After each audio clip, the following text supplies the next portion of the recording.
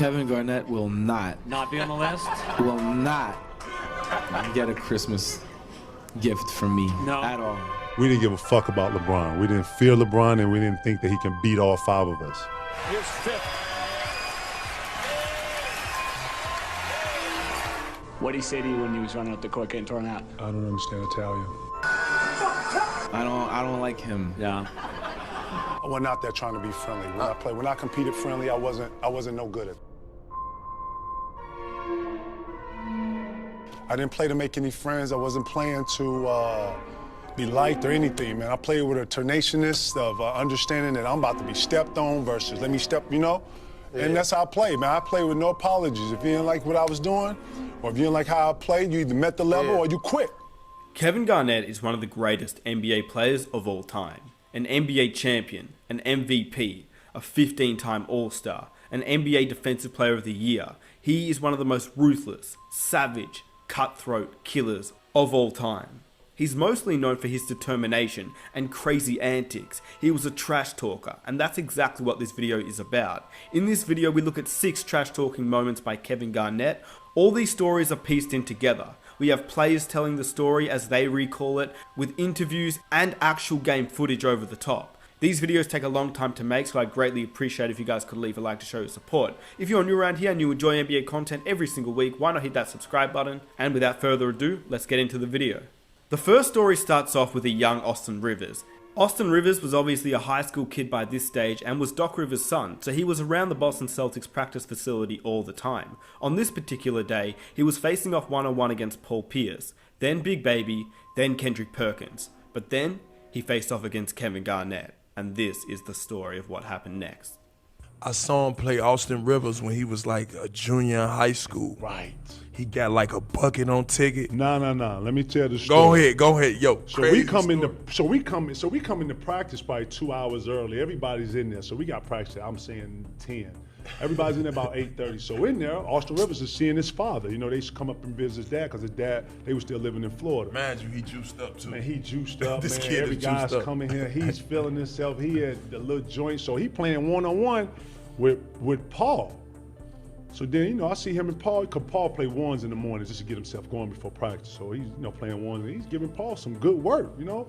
Then Perk like, hold on, let me get some of this. I gotta get some of this, because he's the stopper. Everybody, if you want to see where your game is, you play Perk one-on-one, right? Yeah. Perk ain't going for no pump fakes. He just real sound. Man, he giving Perk the business. Austin Rivers. Yeah, I come in here, so I'm like, I came in here, and you know, he's playing guys to 5. I think he mops. I think he beat Pay, and then he mopped Perk 5-0, and you know. King of the court. Wow. So he came in here, I had my shoelaces unlined, and I came in from the weight room, and he rolled the ball, and I said, what? And I looked at it, hit my toes. I said, what? He said, check. I said, check. Yeah, Dad. Like, everybody like, ooh. And then, you know, I'm a dragon, bro. I'm a dragon, and I know your dad, the coach, so I got to be real careful on how I let this dragon out. This a kid, this is a high school kid, got a lot of confidence, but I'm a dragon. This throw the ball to me, so calm and collective. I just, you know, kick the ball to him, I walk back, he says, check. And I went on the other side of the check, you know, when you check, you're on the bottom, so I got on the top, I said, you're a kid, what you mean? You check, get the ball. Like, you don't get the ball first. Yeah, he was on him. So, I turned around and gave him the ball, and my shoes was untied, and he shot the first one, and we going to 5. He made the 5, boom. I said, hold on. Off the crossover. I saw off the over, matter of fact, he dunked it. Remember he dunked it, and the ball went all in, and I went like this. I said, hold on. And I tied my shoe, and I heard Pete say, yeah. I heard him and T.A. say, yeah, tie them shoes, killer. And that's when the dragon came out. And I mopped him 5-1, but I had to go dragon. He had so much swag that I was like, man, do I spit fire on him? When I saw how hard he dunked it, oh no, this kid's serious. Let me tie these up. And I tied up, and I went 5 straight. But I tapped him, keep working on your game. He was hot. Threw the ball. Man, wanted to scrap. He was hot. Darren threw him out. Get out. Go get him. Go work on your game. That's why you got mopped up. And then let's start practice. Listen. That's when I knew, man, this man is not losing to nobody. That's when I knew right there, Austin Rivers going to be in our league about 2 years. Yeah, he said that. You said that. I said he going to be in our league about 2 years. He said that, man, he a pro. He hated losing. He wanted to fight. I said, boy, you don't get out of here, boy. I was a dragon. boy, we just hoop, boy, if you don't. We was both going, but the way he was reacting, he was acting like he was a pro already. That's incredible. Then I almost slapped his ass one game. Like, boy, you don't calm down, boy, you boy. You remember that? Ball picked up by Garnett. And Chris Paul has to use a timeout.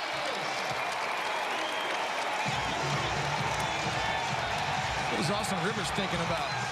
During the one game, he said something, and I caught myself. Boy, you almost got When he made it to the league. He got to the league, we got into. He said something real slick, and I almost raised up to slap him. And I caught myself like, man, I ain't finna get kicked out again. Boy, let me quit. The next story talks about a moment where Steven Adams was facing up against Kevin Garnett for the first time, whilst Kevin Garnett was entering the end of his career, but still, he was an amazing trash talker and wanted to get into Steven Adams' head. The story is just so funny because of what Steven Adams says next. He's got this presence about him, mate. It's intimidating.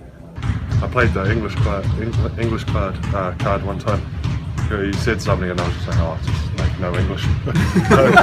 no English, mate, sorry. And so kind of left me alone, which is brilliant. Yeah, but the way he just talks to everyone, and it's not so much as trash talk. Obviously, he's like phenomenal at it. But it's more so like how he runs the team and how everyone in the team kind of picks up off his energy and just does what he says. That was probably the only story that doesn't involve an actual story about anything KG said, but I just had to put it in this video because it was just so funny that he believed that Steven Adams couldn't speak English and never spoke to him on the court ever. Most of us know about the feud between Joakim Noah and Kevin Garnett, but if you don't, here's the story. It takes place when Joakim Noah was a rookie entering the league. He was a huge fan of Kevin Garnett growing up. He had posters, memorabilia, and absolutely loved Kevin Garnett. He idolized KG. But when Joakim entered the league and played against KG for the first time, KG wasn't having any of it, and ripped into Joakim Noah. Ever since then, the beef has been on, and this is what happened. All right, here we go. Ready? Because you have famous beef with Joakim Noah. I don't have any beef with anybody. He's beefless. Can you tell us your first interaction with Joakim Noah? Listen, I don't have no interaction. We don't have interaction. I have an interaction. I'll handle this, Kevin. He does not need to. Let's go. That's the end of the interview. We're here competing. I'm not going to give you anything. The end of the story was Joakim Noah was like, you were my idol growing up, and Kevin just turned to him and said, "Fuck you, Noah." He asked real shit. He asked me the move I just gave him. Nigga, figure it out. Get out of here. Fuck I look like. Fuck I look like, man. Get that out of you. He's ready to run You got a Bulls right jersey now. He on? gets No, mad. cool. All right, so tell us your side of that story. I'm gonna tell you straight up. KG was first of all, I just don't understand how. I don't think he remembers because I think the story meant a lot more to me than it did to him. Right.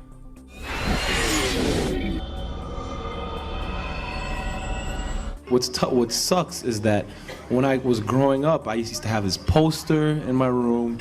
I used to wear his jersey. And the truth is, my rookie year, I was, in admiration of this guy. And he kind of shut me down. And he was very mean to me my rookie year. He was like, Kevin, I had posters of you when I was growing up. Listen, it's a time and place for everything. You don't ask someone during the game or during competition to, not me. You don't ask me anything during competition. You can't. Focused. Right, we're here competing. I'm not going to give you anything. The end of the story was Joakim Noah was like, you were my idol growing up, and Kevin just turned to him and said, "Fuck you, Noah." I had KG posters in my wall. I had a fucking KG jersey growing up. So this is the story. This is what happened. The first time I play KG, I'm hype as hell. Like, we're playing the Celtics. I'm on the Bulls, and I think they're up like 30 points, and I'm in the game like it's like the last seconds. Like, nobody gives a shit. So we're at the free throw line, and he used to work out with this guy called Joe Abunassar, and I was working out with him for pre-draft. So I was always excited. I was always hoping like KG would walk in the gym, and I would be able to like work out with him. And I remember asking him a question about, you gonna work out with Joe? I was just trying to be cool. Like, I just wanted to say something to my idol. And he just like looked over and he was like, who the fuck are you talking to? Like, who the fuck you think you talking to? And then like when he said that, I was like, oh shit, like I shouldn't have. And then like I kind of fell back, knowing that I shouldn't have said that. Like not during the game, Right. You know. And then I didn't say anything. And then when I didn't say anything, I guess he thought I was I was pussy or something, because he was like, he kept like getting like louder and louder. Mm-hmm. And then I was like, and then from that moment on, I swear to God, I was like, yo, I'm going at him. Every single time we play, we are going at it. And he's only mean to the young guys and the Euros for some reason.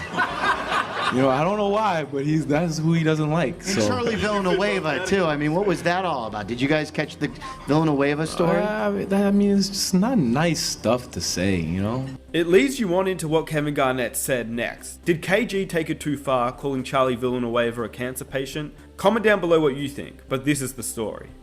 Well, Kevin Garnett has never been shy on the court, but according to Charlie Villanueva, he crossed the line last night following the Celtics' 23-point win over the Pistons. Villanueva posted on his Twitter account that Garnett called him a cancer patient during the game. You know, him and I had a little situation. I felt like it was a little more personal. He talks a lot, you know, but I guess it's part of his game. Villanueva suffers from alopecia areata, which is an autoimmune skin disease resulting into hair loss. Here are the tweets posted by Villanueva early on Wednesday morning. Quote, KG talks a lot of blank. He's probably never been in a fight. I would love to get in a ring with him. I will expose him. KG called me a cancer patient. I'm pissed because you know how many people died from cancer, and he's tossing it like it's a joke. I wouldn't even trip about that, but a cancer patient. I know way too many people who passed away from it, and I have a special place for those. He definitely can't do that now. I think they're on top of things now. Garnett got into Melo's skin to the point where he just couldn't control himself during that game with the rumor about Rice Krispies, Honey Nut Cheerios. Yeah. Honey Nut Cheerios. Like, I'm not serious. I mean, see, that's it. You just don't do that. Like, I don't know if it's true or not. I don't know the details.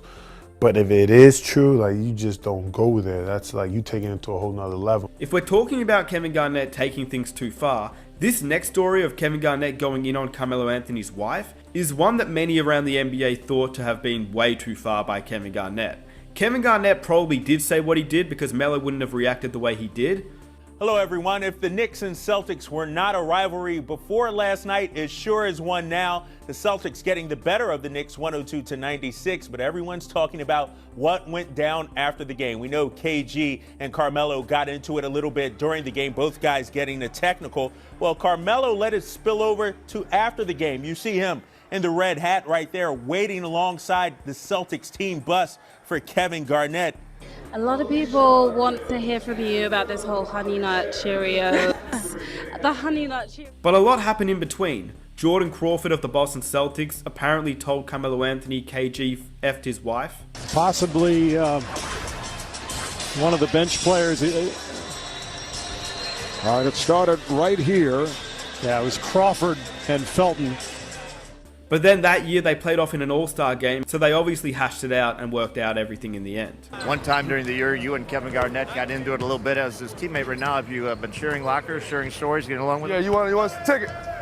There you go, right there. I just want to make sure everything's cool with you guys. Come on, man. Come on, man.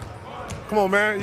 You would come in here with that outfit on and ask that type question. And this last story talks about KG and Big Baby Davis. There are two stories involved in this one story that we all know about Glenn Davis crying on the bench. KG ripped into Big Baby on the bench, but what was their relationship like in the first place? Glenn Davis tells the story. So what's the real story on that story? Look, I'm gonna clear this up for the world right here. I want you to tell the story with you and KG, the big ticket story. I'm a rookie, and it's kind of like the first day everybody's coming back and they're getting acclimated, and you know they playing pickup, everybody's working out and stuff like that. So we have a pickup game, and you know he's the 4, I'm the 4. So I get the ball at the wing, and I shoot it. Like I shoot it. I tell myself, I'm talking to myself though. Get up, get it up. He turned, looked like, hey little motherfucker, you talking shit? First, you know what I'm saying? Cause I'm really aware with crazy stuff like that. Like, right. So I'm like, I ain't talking shit to you. I'm talking to myself, big fella. Like, I ain't at you. He was like, And then I was like, I'm just trying to get my little swag, bro. Yeah. He say, fuck your swag. Then, you know, the other side of me was like, okay, well, fuck your swag. Yeah. And I'm literally like, yo, fuck your swag. Yeah, I'm running back. He's like, all right, shit, all right. You know how he blowing. Like a fool. Yeah, okay, this bitch is. Like, you know what I'm saying? That's right. Already, you know. That's how you said. That's like, so, you know how it so going. you know me. I'm like, all right, like this is what I gotta do to get on. The instinct when you come out. But Right. me being a rookie, the next day I'm thinking like I'm in there early. Ticket walk right by me. I'm like, what's up, Ticket? He just walk. Phew, phew. Like he ain't even see me. Like he ain't want to talk to me. You know what I mean? No acknowledgement. You Bruh, saying what's up? That crushed me. Yeah. I gotta make this right. Yeah. Like, so you know, I walked up to him and I was like, bro, did I do something wrong to you? You know, yesterday I thought that stayed on the court. If I did, I apologize. And he looked at me and he was like, you know what, youngin', I fuck with you. And after that, we was locked in. Garnett doesn't mince words, and sometimes it's tough. And now Davis down at the end with a towel on his head. Garnett didn't want to come back in the game, but he's had to because what was a 25-point lead is now 13. Funk was just frustrated, and he was in a moment to where we all felt he needed a second. So, you know, he went to the end of the bench and, you know, he cried and had a moment with himself. But I'm going to roll with a guy who's going to show me his heart and wear his heart on his sleeve and going to play with passion over anything. I was a rookie and you don't get to play. So when you mess up and, you know, you about to come out the game. Right. And we're up and I'm upset because my bills need to be paid. I need to, you know, I can't be taking me out of the game. It's chump minutes right now. So, you know, I'm really passionate about, you know, and that's why I played with them, because I took every possession serious. And these were 7 trash talking moments by Kevin Garnett. Let me know what you thought was the craziest trash talking story by KG down below in the comment section. If you enjoyed the video, please leave a like to show your support. Subscribe for NBA content every single week, and I'll catch you guys in the next video. I'm out. Peace.